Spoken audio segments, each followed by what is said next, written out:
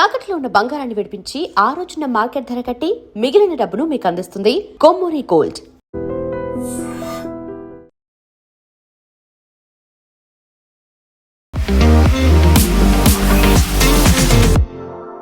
నమస్తే, నేను Kavitha. Welcome to I dream news and నిజాలు.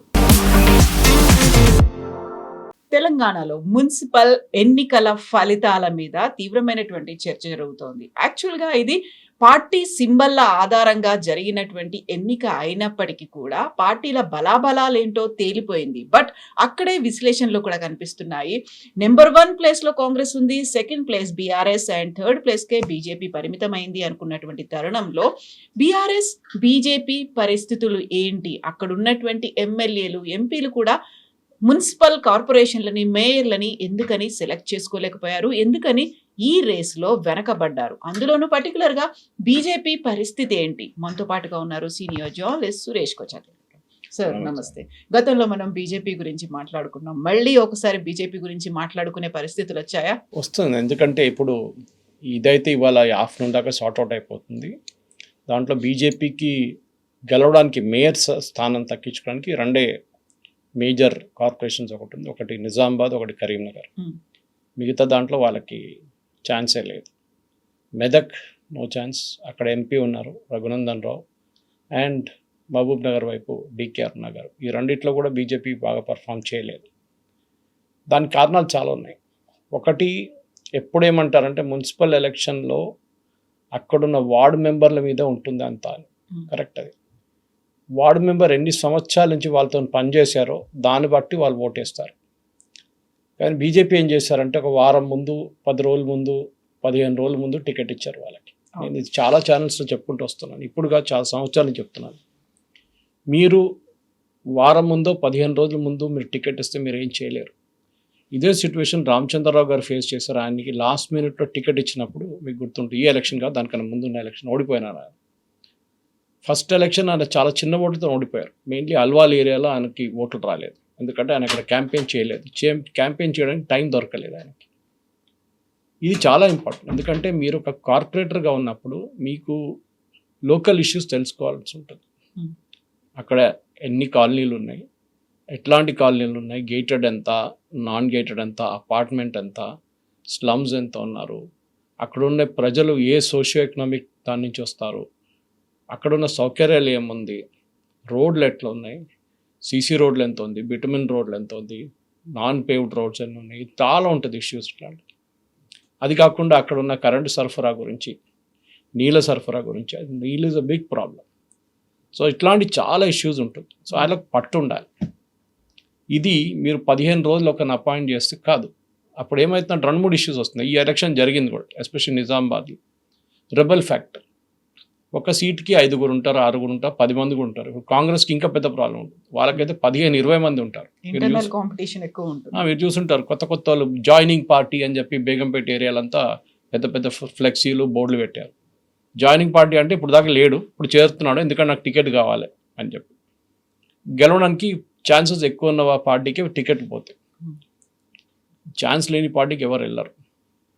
బీజేపీ లాస్ట్ టైం బాగానే పర్ఫామ్ చేశారు జిహెచ్ఎంసీ, పాత జిహెచ్ఎంసీ. కానీ దాంట్లో ఇప్పుడు ఎంతో 45 ఎంతో మిగిలిపోయారు వాళ్ళు పార్టీలో. వాళ్ళని ఫస్ట్ మీరు అంగీకరించారా లేదా పార్టీ? మీరు చూసుంటారు, మొన్న 3 రోజుల క్రితం మోదీ గారు తిరువనంతపురం మున్సిపల్ కార్పొరేషన్ నుంచి ఎలక్ట్ అయిన వార్డు మెంబర్స్ చాలామంది వచ్చారు, కొంత 2-3 రాలేకపోయారు. ట్రైన్లో వాళ్ళు కేరళ నుంచి, త్రివేంద్రం నుంచి ఢిల్లీ దాకా ప్రయాణం చేశారు. That's almost something like 40-42 hours Kerala ఎక్స్ప్రెస్లో ప్రయాణం చేశారు. వాళ్ళకి కేరళలో ప్రతి స్టేషన్లో వాళ్ళకి పెద్ద ఏం చెప్తారు, ఒక వెల్కమింగ్ టీం ఉండే, గ్రాండ్ వెల్కమ్. ఎర్నాకుళం కానీ, కోటయం కానీ, త్రిశూర్ కానీ, పాలక్కాడ్ కానీ, ఈవెన్ వరంగల్లో మన హైదరాబాద్ నుంచి చాలామంది వరంగల్కి వెళ్ళి మలయాళీస్, అక్కడ వాళ్ళకి పెద్ద రిసెప్షన్ పెట్టారు ట్రైన్ దగ్గరే. 10 నిమిషాలు ట్రైన్ ఆపి అక్కడ ట్రైన్ ఆగారు. ఆ టైంలో ఫోటోలు, వీడియోలు అన్నీ నేను చూశాను. ఎందుకు చేశారంటే చాలా మట్టుకు ఒక కమ్యూనిస్ట్ పార్టీ కంచుకోవడం ఉన్న ఒక త్రివేంద్రం మున్సిపల్ కార్పొరేషన్ని 40 సంవత్సరాల తర్వాత గెలిచారు బీజేపీ. అప్పుడు అడగొచ్చు మళ్ళీ హైదరాబాద్లో ఎందుకు రావట్లేదు. ఎప్పుడు హైదరాబాద్లో ఎక్స్క్యూజ్ ఏముండే అంటే ఒకవైపు ఎంఐఎం వాళ్ళు Hmm. వాళ్ళ 50-60 స్థానాలు వాళ్ళు తీసుకెళ్ళిపోతారు, మిగతా దాంట్లో కాంగ్రెస్ కొన్ని తీసుకెళ్ళిపోతారు, బీజేపీకి మిగులుతుంది. ఏమైనా అయితే ఎప్పుడు పొత్తు ఐదర్ బీఆర్ఎస్ ప్లస్ ఎంఐఎం, దీనికన్నా ముందు జరిగింది, లేకుంటే దానికన్నా ముందు కాంగ్రెస్ ప్లస్ ఎంఐఎం.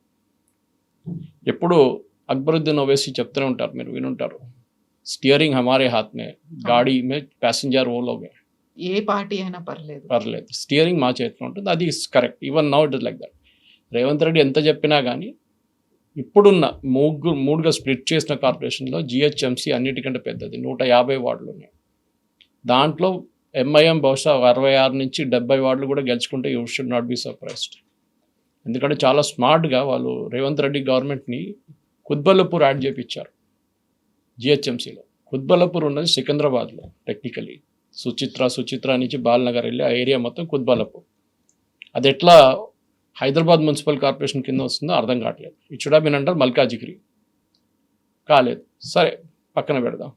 నెక్స్ట్ వచ్చేది మీకు greater Cyberabad municipal corporation, which is Serilingampally అటువైపు నుంచి ఆల్మోస్ట్ ఆల్విన్ దాకా వస్తుంది, ఆల్విన్ క్రాస్ రోడ్స్ దాకా. ఈ పరిస్థితుల్లో it's considered most the richest among all మూడు. That is Malkajgiri municipal corporation 400 కోట్లు ఎంతో కలెక్ట్ చేశారు ప్రాపర్టీ ట్యాక్స్. వీళ్ళేమో 600-700 కలెక్ట్ చేశారు గ్రేటర్ హైదరాబాద్ మున్సిపల్ అంటే వాళ్ళకున్న 150 వార్డులు. కానీ ఇటు సైబరాబాద్ కమిషనర్ వాళ్ళు 800 ఆల్రెడీ కలెక్ట్ చేసుకున్నారు. ఈ ఇయర్ 1200 crores ఎండ్ అవుతున్నారు ఈ March 31st దాకా. డబ్బులు లేకుండా ఏ కార్పొరేషన్ నడిపేయలేరు మీరు. మీకు ఎంత మీరు కష్టపడినా కానీ, మీరు ఎంత సెంట్రల్ గవర్నమెంట్ ఫండ్స్ కానీ స్టేట్ గవర్నమెంట్ ఫండ్స్ తెచ్చుకున్నా కానీ మీకు సొంతంగా ఫండ్స్ లేకుండా మీరేం చేయలేరు. ముంబై మున్సిపల్ కార్పొరేషన్, బిర్హన్ ముంబై, మనం రీసెంట్గా చూసాం, 73,000 కోట్లు వాళ్ళ బడ్జెట్. ఒక చిన్న స్టేట్ బడ్జెట్ కన్నా ఎక్కువ. మన దగ్గర అంత లేదు, చాలా తక్కువ. ఏం చేస్తారు మళ్ళీ? పాత జిహెచ్ఎంసీ అంటే ఓకే, రేవంత్ రెడ్డి గారు ఇనిషియల్ ఏముందంటే చుట్టుపక్కల ఉన్న అన్ని పంచాయతీల ముందు వీళ్ళు మర్జ్ చేసుకున్నారు, రింగ్ రోడ్ లోపల ఉన్నాయి. దాని తర్వాత అక్కడున్న 29 మున్సిపాలిటీలు కూడా అప్పుడు మర్జ్ చేసుకున్నారు.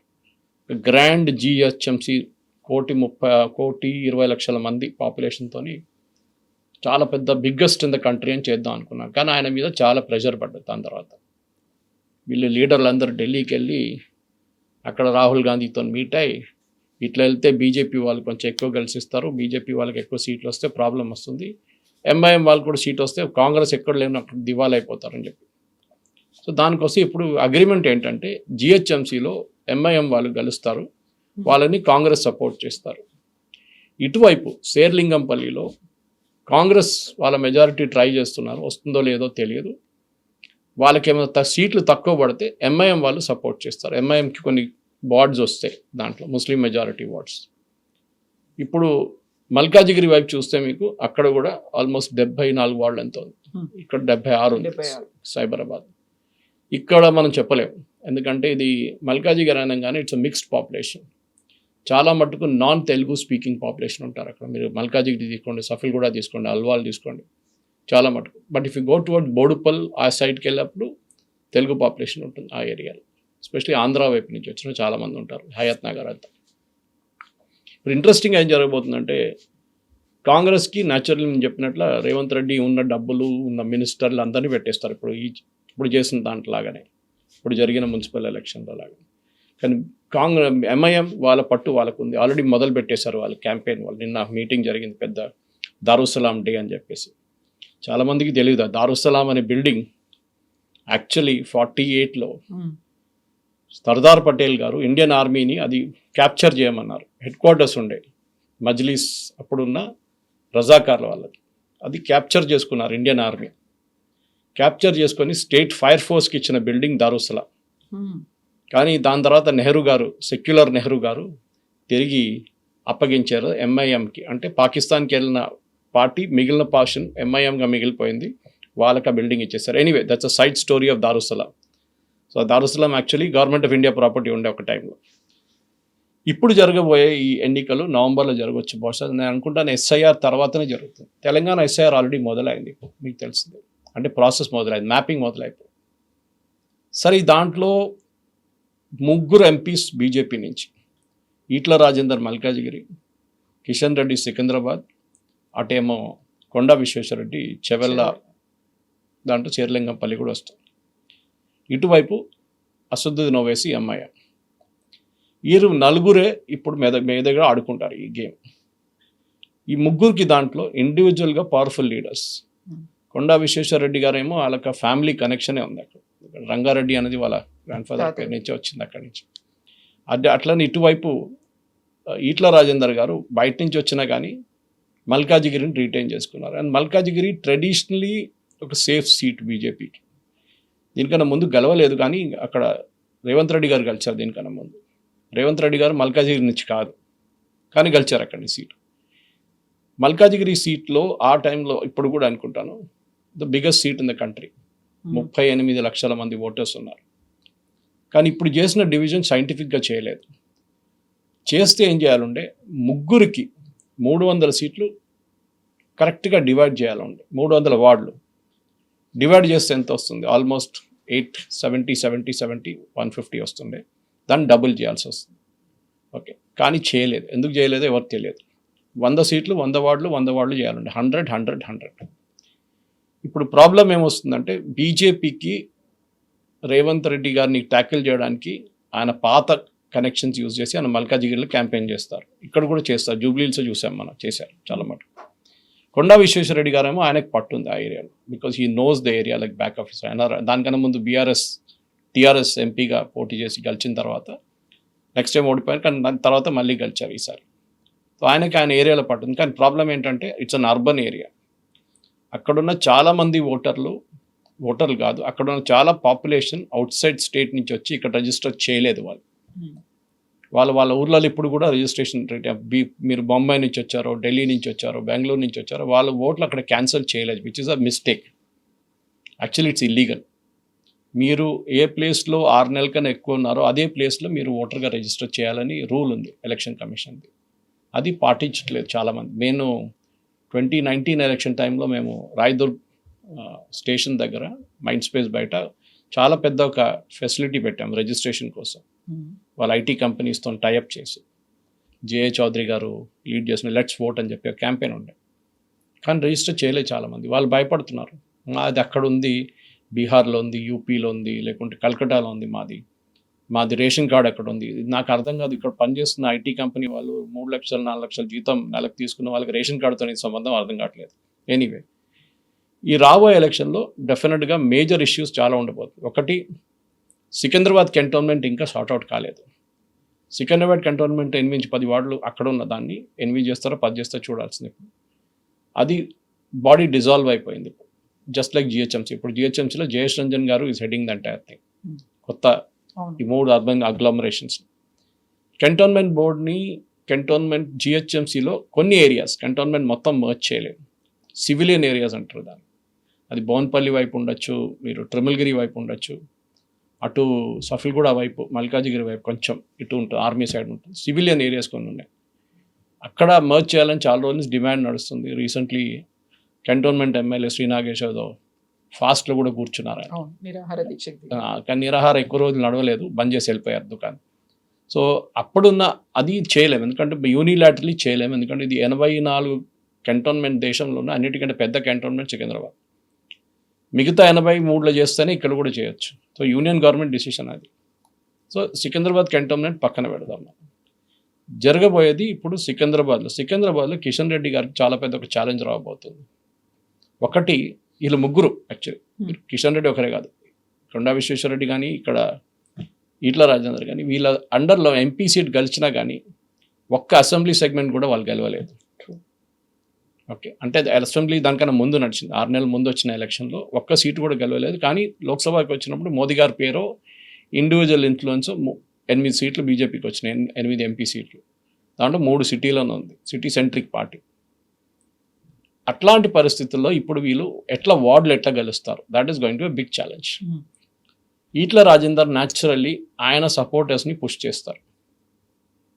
చాలామంది మీరు షామీర్పేట వైపు వెళ్తే మొత్తం ఫ్లెక్సీలు, కట్అవుట్లు అది అన్నీ ఉన్నాయి. ఇప్పుడు న్యాచురల్లీ వాళ్ళు ఈట్ల రాజేందర్ అక్కడే ఉంటారు, షామీర్పేట వైపు, అంటే మన ఔటర్ రింగ్ రోడ్ దగ్గర ఉంటారు.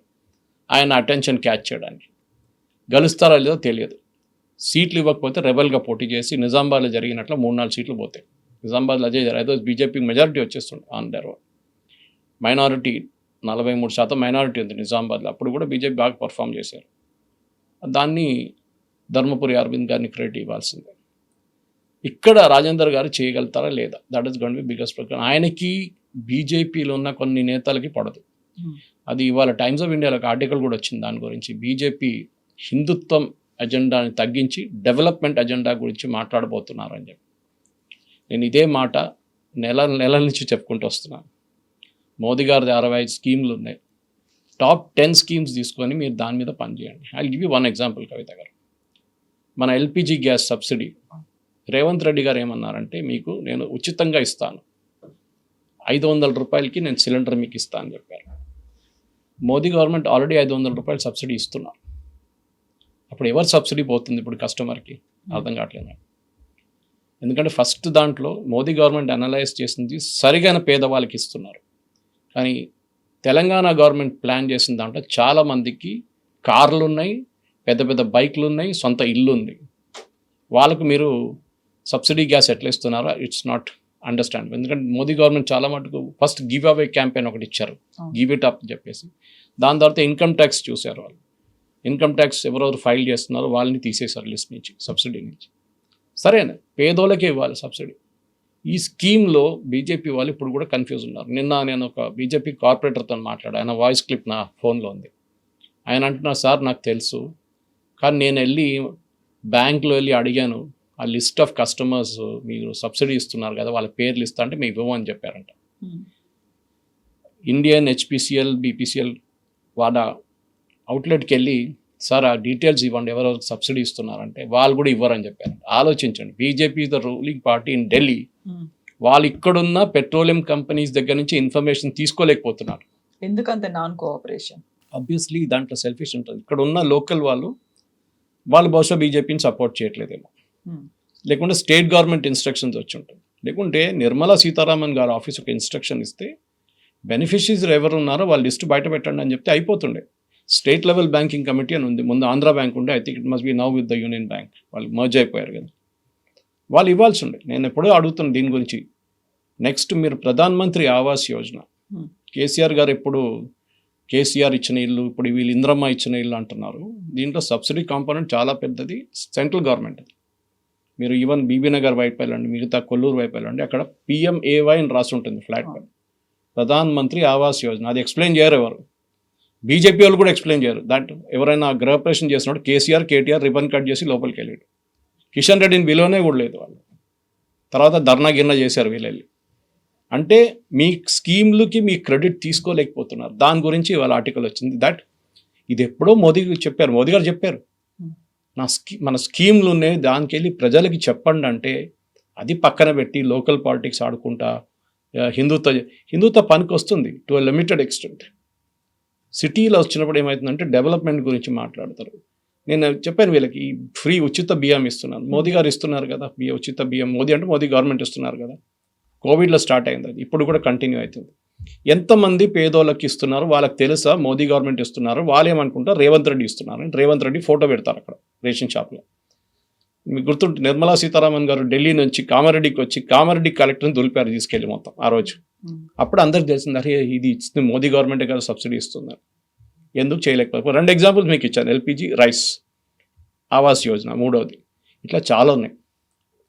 జనౌషధి కేంద్ర ఇవాళ దాకా పాపులరైజ్ చేయలేదు బీజేపీ వాళ్ళు. ఎందుకు పాపులరైజ్ చేయట్లేదు? జనరిక్ మెడిసిన్, మీకు బయట దొరికే ఒక మెడిసిన్ 100 రూపాయలు ఉంటే అక్కడ మీకు 10 రూపాయలు దొరుకుతుంది. ఈక్వల్ ఎఫెక్టివ్నెస్, అది కూడా గవర్నమెంట్ గ్యారంటీడ్, అది లేదు. Pradhan Mantri Kaushal Yojana, skill development program చాలా చోట్ల ఆపేశారు. మా అల్వాల్ వైపు ఆపేశారు. అడిగితే ఏమంటున్నారంటే స్టేట్ గవర్నమెంట్ ఫండ్ ఇవ్వట్లేదు. ఈ ఫండింగ్ సెంట్రల్ గవర్నమెంట్ నుంచి స్టేట్కి వెళ్తుంది, స్టేట్ యాక్చువల్లీ డిస్పర్స్ చేయాలి. సెంట్రల్ గవర్నమెంట్ ఇచ్చారా లేదా, స్టేట్ గవర్నమెంట్ ఎందుకు డిస్పర్స్ చేయట్లేదు? ఎవరైనా వెళ్ళి అడిగారా బీజేపీ లీడర్స్? అడగలేదు. మీరు RTI కూడా ఫైల్ చేయొచ్చు. లేకుంటే కిషన్ రెడ్డి లాంటి వాళ్ళు, ఈటల రాజేంద్ర వాళ్ళు వెళ్ళి కూర్చొని సెక్రటేరియట్లో మాకు తెలియాలంటే ఇవ్వాల్సిందే వాళ్ళు, because they are MPs.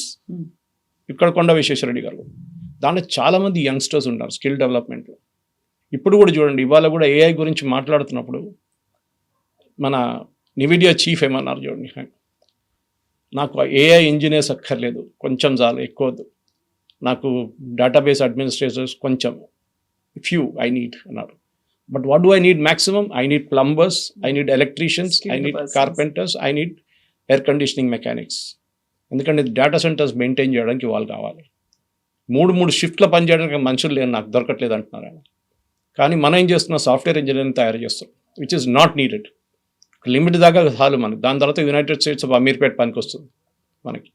So ఇప్పుడున్న బీజేపీ ఛాలెంజ్ ఏంటంటే బేసికలీ ఒకటి, రామచంద్రరావు గారు, okay I must put a disclaimer, he is my classmate, అంటే మాకన్నా జూనియర్ యాక్చువల్లీ, మా సేమ్ కాలేజ్ రైల్వే డిగ్రీ నుంచి. రామచంద్రరావు గారికి ఒక ఫాలోయింగ్ లేదు, which is a good thing actual. దానికోసం ఆయన పార్టీ చీఫ్ చేశారు. మిగతా అందరికీ ఒక గ్రూపిజం ఉన్నారు.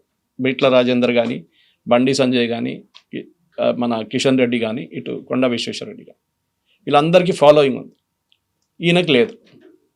అదొక అడ్వాంటేజ్. సో ఆయనతోని పార్టీ నడిపించుకుంటున్నారు. కానీ ఆయనకు లిమిటేషన్స్ ఉంటుంది. నేను ఆయన పార్టీ మేము ఒకటే కాలేజ్ నుంచి నా ఆల్మోస్ట్ క్లాస్మేట్ లాగా నేను చెప్పాను, రామచంద్రజీ ప్లీజ్ డూ దిస్.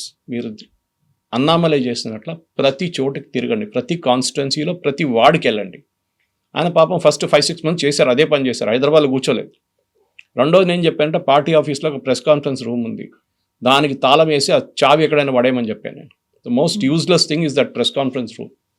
ఎవరు చూడరు ప్రెస్ కాన్ఫరెన్స్లో. ఎప్పుడు ఇంట్లో కూర్చున్న ముసలోళ్ళు హోమ్ మేకర్స్ చూస్తారు, తర్వాత వీళ్ళ ఫ్యామిలీ మెంబర్స్ చూస్తారు. ఎవరు ప్రెస్ కాన్ఫరెన్స్ చేస్తున్నారు వాళ్ళ సపోర్టర్స్ ఫ్యామిలీ మెంబర్స్ చూస్తారు, అంతే. మోదీ గారు ఎప్పుడైనా ప్రెస్ కాన్ఫరెన్స్ పెట్టి చూసారా మీరు? లేదు. భయపడుతున్నారు కాబట్టి పెట్టట్లేదు. ఆయన కమ్యూనికేట్ చేయడానికి ఆయనకు మీన్స్ అండ్ మీన్స్ ఉన్నాయి. మన్ కీ బాత్ ఉంది, ట్విట్టర్ యూజ్ చేస్తారు, ఫేస్బుక్ యూజ్ చేస్తారు, వందే భారత్ ట్రైన్లు ఎక్కితే పిల్లలతో మాట్లాడతారు. ఆయన తోట ఒక కెమెరా ఉంటుంది, ఎప్పుడైనా ఆయన తోడు కెమెరా తిరుగుతూనే ఉంటుంది. సో ఆయనకు చెప్పాల్సింది చెప్పేస్తుంది. That is where modern communication. ఎందుకంటే మీరు ఒక అర్బన్ అగ్లామరేషన్ ఉన్నప్పుడు communication is the key. Credit తీసుకెళ్తుంది రేవంత్ రెడ్డి. మేము ఇది చేసాం, మేము ఇది చేసాం, మేము ఇది చేసాం, మేము ఇందిరమ్మ ఇల్లు ఇస్తున్నాం, మేము ఇందిరమ్మ ఇల్లు ఇస్తున్నాం. దాంట్లో సెంట్రల్ గవర్నమెంట్ కాంపోనెంట్ ఉందా లేదా? ఇప్పుడు బీఆర్ఎస్ కట్టిన కొల్లూరులో మొన్న చూశాను నేను, ఇక్కడ కూడా చూశాను, షామీర్పేట వైపు మొత్తం ఖాళీగా పడింది ఆ ఇళ్ళన్నీ, 2 బెడ్రూమ్ ఇల్లు. ఎందుకు? అక్కడ ఎవరు ఉంటారు? పని మనిషి పనిచేసే ఆమె ఏమో బన్సీలాల్పేటలో పనిచేస్తుంది, లేకుంటే సికింద్రాబాద్లో పని. ఆమె అక్కడ ఎందుకు ఉంటుంది షామీర్పేటలో? పొద్దున పనిచేసి ఇంటికి వెళ్తారు వీళ్ళు యూజువల్లీ. ఎక్కడ షామీర్పేట దాకా వెళ్ళాలన్నా మళ్ళీ? It was constructed totally wrong except Bansilalpet, ఎందుకంటే అక్కడ స్లమ్ ఉంటే స్లమ్ని డెమాలిష్ చేసి కట్టారు, కరెక్ట్. మిగతా ఏ చోట్ల కరెక్ట్గా కట్టలేదు వీళ్ళు. కానీ దానికి బీజేపీ వాళ్ళు ఏమైనా చేశారా? తెలియదు. నేను 65 స్కీములు ఉన్నాయి మోదీ గారు, నేను 5 స్కీముల గురించే మాట్లాడాను. నేను చెప్పాను వీళ్ళ దగ్గర, మీరు వీడియోలు తయారు చేయండి.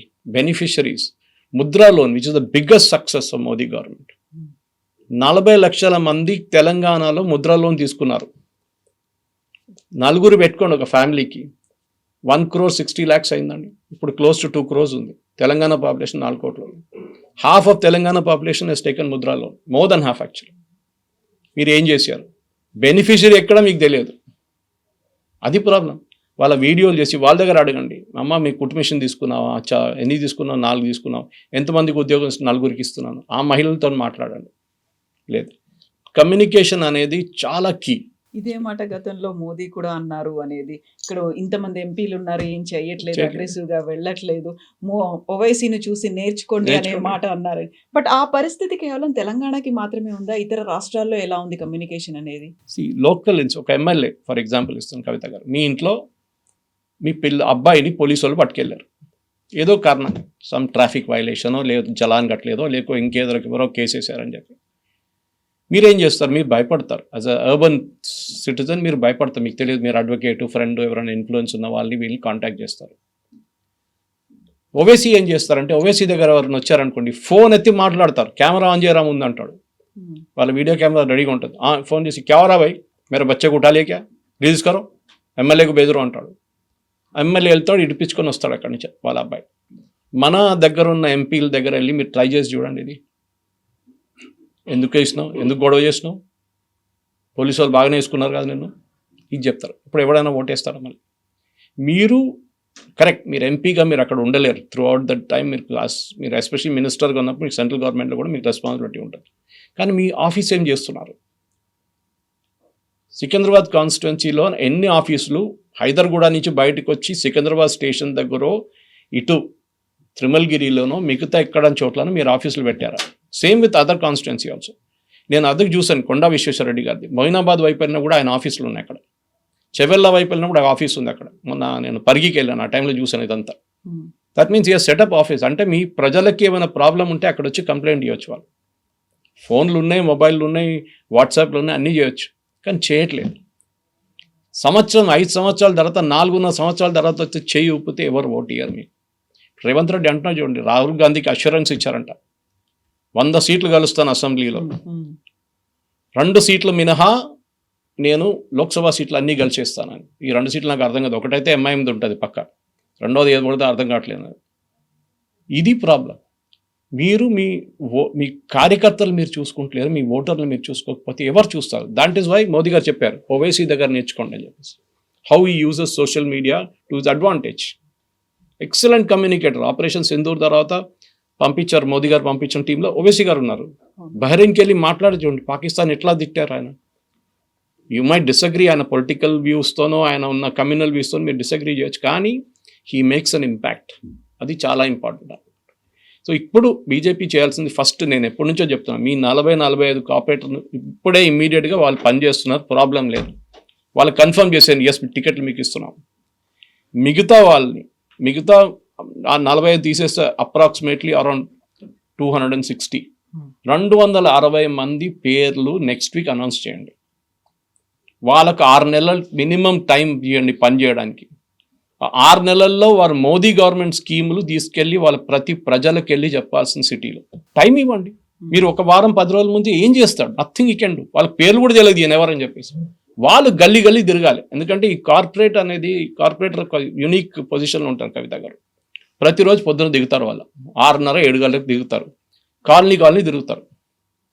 ఈయన మల్కాజిగిరిలో కార్పొరేటర్ ఉన్నారు శ్రవణ్, ఆయన చూశాను, పొద్దున దిగుతాడు. అందరు చేస్తుంటారు బహుశా, కానీ ఆయన నాకు పిక్చర్లు పంపిస్తారు, నాకు తెలుసు దానికోసం. వీడియోలు పంపిస్తుంటాడు, నాకు అప్పుడప్పుడు వాయిస్ క్లిప్స్ పంపిస్తారు. సార్ ఇట్లా ప్రాబ్లం ఉంది, కొంచెం మాట్లాడతారా వాళ్ళతో. ఆయన కూడా ఇన్ఫ్లుయెన్స్, నేను మాట్లాడాల్సి వస్తుంది.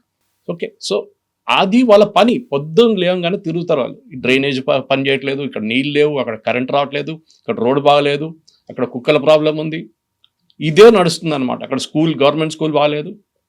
సో వాళ్ళని మీరు 6 నెలలను పనిచేయాలంటే BJP has to nominate their corporators ఇప్పుడే. సరే ప్రాబ్లం రాబోతుంది ఏంటి? రెబెల్స్ వస్తారు, రెబెల్స్ నామినేషన్ ఫైల్ చేస్తా అంటే చేయనియండి, రెబెల్స్ చేయనియండి. ఇవాళ కాకపోతే రేపేస్తారు కదా ఎట్లయినా. వాళ్ళు ఎలక్షన్ దగ్గరకు వచ్చినప్పుడు వాళ్ళు రెబెల్ ఫ్యాక్టర్ ఉంటుంది. కానీ మీరు ఇప్పుడు ఇస్తున్న ఆయనకి కన్ఫర్మేషన్ ఇచ్చి బీఫామ్ ఇప్పుడు ఇవ్వలేరు, కానీ బీఫామ్ ఇచ్చినట్లనే you say this is our official candidate list. 300 సీట్లకి ఎగ్జిస్టింగ్ కార్పొరేటర్స్ పక్కన పెట్టి మిగతా 240-250 మందికి మేము we are issuing kind of a B form right now. Then see the difference. ఇది ప్రాబ్లం. దానికోసం మనం చూస్తున్నాం. మోదీ గారు చెప్పారు, క్లాస్ తీసుకున్నారు కదా ఒక నెల ముందు అందరిని పిలిపించి. అదేమైందో తెలియదు క్లాస్ తీసుకున్న తర్వాత. మనం పేపర్లో చూసాం, కానీ వీళ్ళందరూ డినై చేస్తున్నారు, మోదీ గారు ఏం చెప్పలేదు అని చెప్పేసి చెప్పారు మోదీ గారు. You would have said also. ఆయన ఎగ్జాంపుల్ ట్రివాండ్రం తీస్తున్నాడు మళ్ళీ. మొన్న ప్రైమ్ మినిస్టర్ హౌస్లో పిలిపించుకొని అందరినీ 1.5 hour కవిత గారు మాట్లాడారు. 1.5 hour ప్రతి కార్పొరేటర్ దగ్గర మాట్లాడారు. వెరీ గుడ్ జాబ్ డన్, మీకు ఎంత ఫండ్స్ కావాలో చెప్పండి, నేను ఇప్పిస్తాను. మీకు ఎక్కడెక్కడ మోడర్నైజేషన్ కావాలి, డ్రైనేజ్ ఉండొచ్చు, రోడ్లు ఉండొచ్చు, అండర్ సెంట్రల్ గవర్నమెంట్ కంతా చాలా ఫైనాన్సెస్ ఉంటాయి, ఫండ్స్ ఉంటుంది, నేను ఇప్పిస్తాను, మీకు ఏం కావాలి చెప్పండి. ఇది ఉంటుంది. సేపు మీరు హైదరాబాద్ గెలిస్తే సైబరాబాద్ గెలిస్తే మల్కాజిగిరి గెలిస్తే మీకు ఫండ్స్ వస్తుంది. మీకు డబుల్ ఇంజిన్ సర్కార్ అని చెప్పుకుంటారు చూడండి వీళ్ళు, అదే డబుల్ ఇంజిన్ సర్కార్. ట్రివాండ్రంకి ఎంత ఫండ్స్ వస్తుంది చూడండి ఇప్పుడు సడన్గా. అందరూ ఏడుస్తున్నారు మిగతా కార్పొరేషన్ వాళ్ళు కేరళలో, మాకెందుకు ఇవ్వట్లేదని. అప్పుడు ఎవరో చెప్పారు, మీరు కూడా ఓటేస్తే మోదీ గారు మళ్ళీ ఆయన మీకు కూడా ఇస్తారని చెప్పేసి. అది సో ఇక్కడ గెలవాలంటే అర్బన్. ఫర్ ఎగ్జాంపుల్ నేను చెప్తాను కవిత గారు, మా ఏరియాలో వాళ్ళు మలయాళీస్ ఉంటారు, తమిళియన్స్ ఉంటారు, బెంగాలీ పెద్ద కమ్యూనిటీ, సిక్ గురుద్వారా కూడా ఉంది మా ఇంటి పక్కన.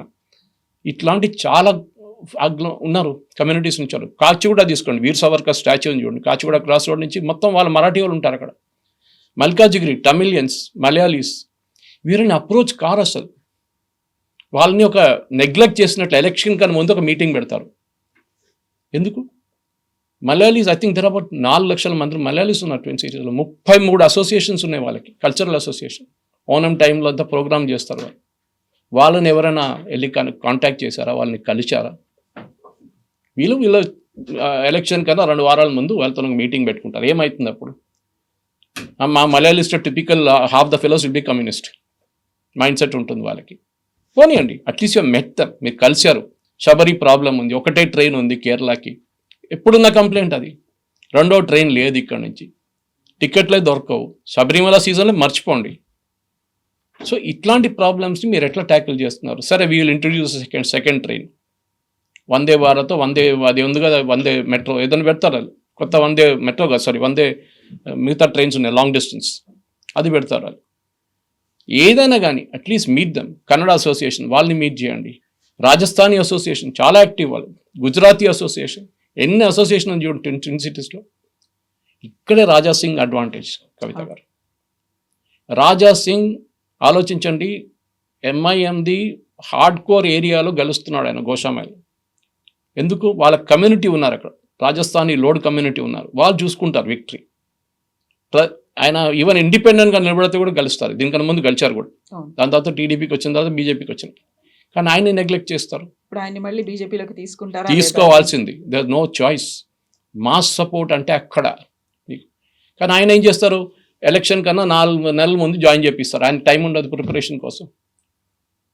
ఏమంటే భయపడుతున్నారు, అరే హిందుత్వం మాట్లాడతారు. So each person has got its own thing. Yogi Adityanath గారు మాట్లాడతారు కదా, ఎవరైనా అబ్జెక్ట్ చేశారా ఆయన హిందుత్వం గురించి మాట్లాడకూడదు అని చెప్పి? ఎవరు చెప్పట్లేదు. అందరికీ వాళ్ళ వాళ్ళ వర్కింగ్ స్టైల్ ఉంటుంది. ఇది ప్రాబ్లం. మనం ఇది చేయకపోతే Modi government schemes, early nomination of corporators ఇప్పుడే చేయాలి, నెక్స్ట్ వీక్ అనౌన్స్ చేయాలి. దాని తర్వాత క్యాంపెయినింగ్ ఆన్ గ్రౌండ్, ఆఫీసులు పెట్టి క్యాంపెయిన్ చేయండి. అప్పుడు మీకు ఏదైనా ఒక ఛాన్స్ ఉంటుంది. అట్లీస్ట్ ఏదో ఒక కార్పొరేషన్లో మంచి సీట్లు వస్తాయి అంతే. దాన్ని గెలుస్తారా లేదో నాకు తెలియదు, ఎందుకంటే విపరీతమైన డబ్బులు ఖర్చు అవుతుంది దీనికి. రేవంత్ రెడ్డి అయితే విల్ గో ఆల్ అవుట్, దాంట్లో డౌట్ లేదు. మినిస్టర్లు పెట్టేస్తారు, ప్రతి వార్డుకు ఒక 10 వార్డుకు ఒక మినిస్టర్ పెడతారు ఆయన కావాలంటే, చేస్తారు కూడా. వాళ్ళకి గెలవాలని ఉంది, అది హంగర్ ఉంది. మీకు కూడా హంగర్ ఉండాలి. నేను చెప్తున్నా, ఇప్పుడు కూడా అన్నిటికంటే లక్కీ బీజేపీ కార్యకర్తలు 10 పైసలు లేకుండా పనిచేస్తారు. మిగతా అందరూ బిర్యానీ పెట్టాలి, మందు పెట్టాలి, పెట్రోల్ పోపించాలి.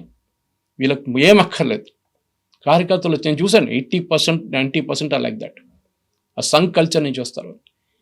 ఎనీవే చూద్దాం. బీజేపీ వాళ్ళు ఒకసారి కిషన్ రెడ్డి గారు మనం చెప్పారంట, నేను కూడా ఉన్నాను అక్కడ. సురేష్ గారు ఒక మీటింగ్లో ఎట్లా కూర్చోబెట్టి, సురేష్ గారు మా పార్టీని ఎట్లా నడిపిస్తారు చెప్తారంట టెలివిజన్ ఛానల్స్లో అన్నారు. నేను చెప్పిన దాంట్లో ఏమైనా తప్పుందా అని అడిగాను నేను. ఈ పార్టీ మంచి చేయడానికి చెప్తున్నాను. రేవంత్ రెడ్డి గారు పిలిస్తే ఆయన కూడా అది చెప్తాను రేపు.